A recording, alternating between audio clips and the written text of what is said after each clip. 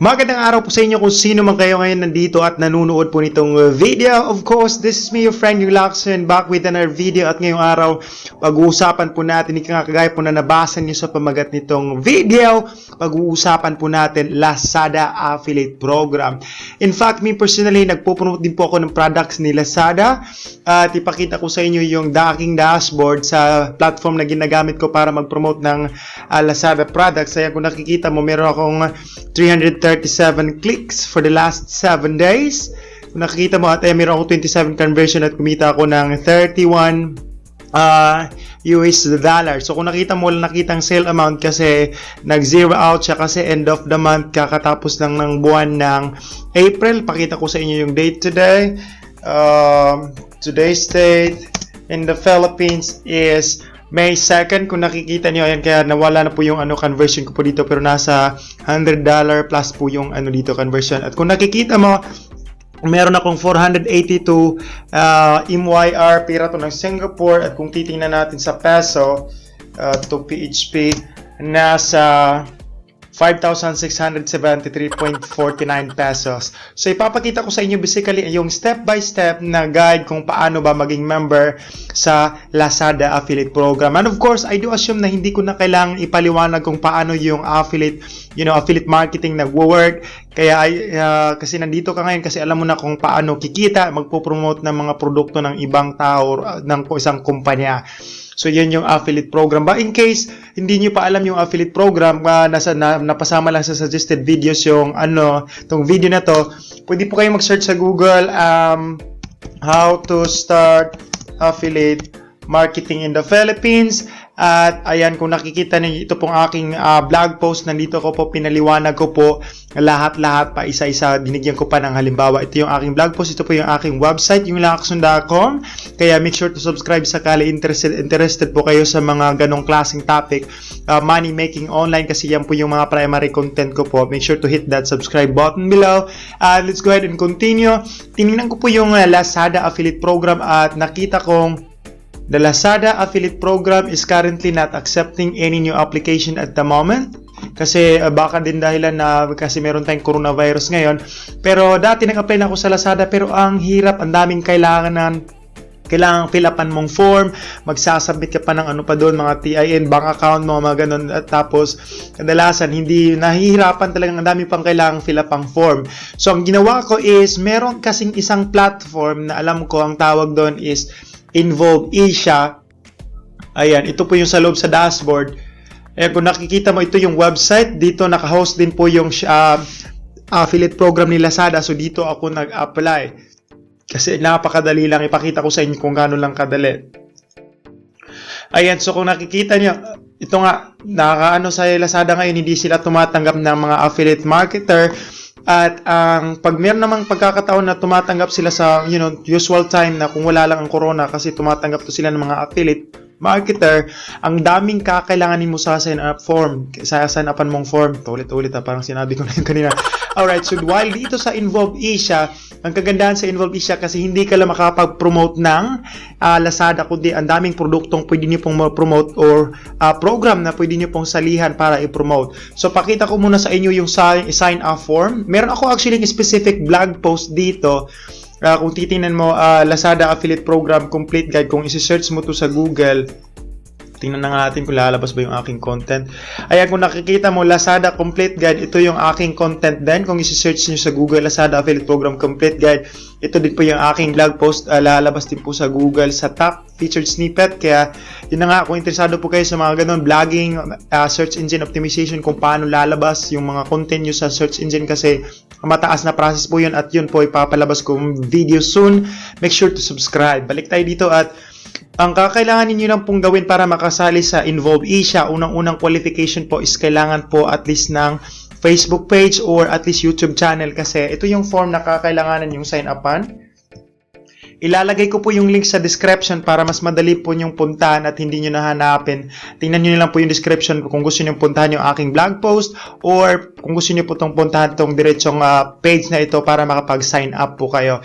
So pag nag-sign up kayo, lagay nyo lang po yung Facebook page URL nyo, or kung meron kayong mismong blog, kasi kadalasan sa mga nag-a-affiliate marketing is mga vlogger. So, yun yung kadalasan may audience. Or, isa kang influencer. Halimbawa ngayon, TikTok influencer. Marami kang mga potential audience na pwede mo showhan mo, ano ba tawag dito, batuhin ng mga produktong affiliate pwede sa affiliate products, mga affiliate products, naguguluhan ako sinasabi ko. Ayan, at ilagay nyo lang yung link nyo dito, personal page or Facebook page or YouTube channel. Tapos piliin nyo po yung name po ng property na gusto nyo. Siyempre ilagay nyo po, halimbawa ngayon meron kayong sariling vlog, halimbawa ngayon sa akin yung Lakson vlog, ganon. Tapos piliin nyo din po yung anong tawag doon na bilong na category po na type of source of traffic para makapag-sell po kayo ng affiliate products. Pagkatapos kailangan nyo din i-explain dito ng konti about sa vlog nyo. Halimbawa ngayon sa akin, for example, kasi nagbablog ako, I am doing product reviews sometimes. Meron ako mga content na ganun at I'm using search engine optimization para makapag-drive ng traffic sa aking mga offers.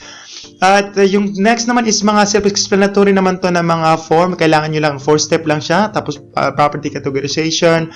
Tapos ngayon, pag natapos nyo po yung sign up nyo, kailangan nyo po mag-antay ng at least, I think 3 days. Hindi ko na matandaan para ma-approve po na Involve siya. Once na-approve po kayo ni Involve siya, magkakaroon po kayo ng dashboard na ganito po yung itsura. Siyempre, wala pa kayo mga ganito kasi nga, bago pa yung account nyo. Ang gagawin nyo lang is punta lang po kayo sa Browse Advertisers. At kung titingnan mo dito, ito yung sinasabi ko na hindi lang Lazada affiliate program yung pwede nyo pong ma-promote. Kasi ang dami po ditong program na pwede nyo pong ma-promote. Titingnan natin, andito rin si Shopee kung sakali gusto niyo rin mag-affiliate, mag-sign up kay Shopee. Titingnan natin, ito si Lazada, di ba? Nakita mo? Tapos, meron pa dito, ang daming program na pwedeng ma-promote. Kaya kung ikaw, beginner ka, nagkakaano mo lang ng affiliate marketing, pwede ka mag-sign up dito, lalo na pag may travel vlog ka, pwede ka kay Clock, mag-apply ka. Siyempre sa akin, kasi kaya nga nabanggit ko kanina, nagpa-product reviews, kaya minsan ginagamit ko to si Lazada or minsan, depende sa product na ipo-promote ko, si Shopee. So, ganito lang siya kadali. Punta ka lang sa lazada.com, tapos hanapin mo yung, halimbawa ngayon, gusto mong i-promote na product is itong, sabihin natin si Alaska. Click natin si Alaska. Tapos ang gagawin mo is kopyahin mo lang yung link ng product. Okay, copy and paste. Kopyahin nyo lang po, medyo mahina kasi yung internet ko ngayon kasi lahat ng tao nasa bahay kasi nagka-quarantine. Copy nyo lang yung link, tapos balik kayo dun sa dashboard sa Browse Advertisers. Matutunan nyo rin lahat ng mga paikot-ikot dito sa loob ng platform, Involve siya. Click mo yung bago pag nakapasok ka dito, hindi pa to ganito yung button na nandito. Kailangan mo pang apply pa yung nandito. Pero madali lang naman maka-approve sa Lazada. I-explain mo lang yung Lazada Philippines, kung paano ka mag-drive ng traffic. Halimbawa may vlog ka, influencer, self-explanatory naman po, common sense lang ang kailanganin. Paste mo lang yung product page ng kinopia mo, tapos generate link at ayan, meron ka ng affiliate link na gagamitin mo para mag-promote ng produktong gusto mong i-promote. So ayan, kung nakikita mo, meron na yung ID sa dulo. Hanapin nga natin yung ID natin dito. Okay.